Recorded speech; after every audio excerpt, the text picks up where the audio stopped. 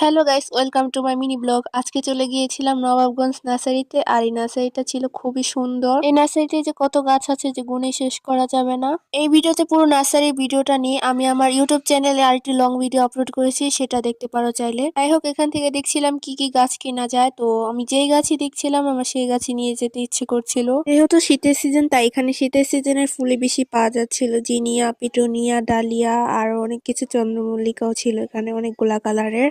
এখানে প্রচুর গাছ ছিল, তাই আমার এই সবগুলা গাছের নাম তেমন একটা জানা নেই। যতটুকু পারছিলাম তোমাদের দেখাচ্ছি।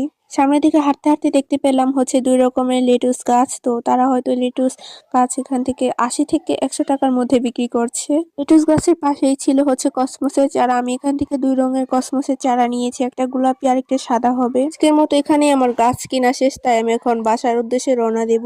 তো আজকে এখানে শেষ করছি, দেখা হচ্ছে নেক্সট কোনো ভিডিওতে। আমার ইউটিউব চ্যানেলটিকে সাবস্ক্রাইব করে আমার পাশে থাকবে। আল্লাহ হাফেজ।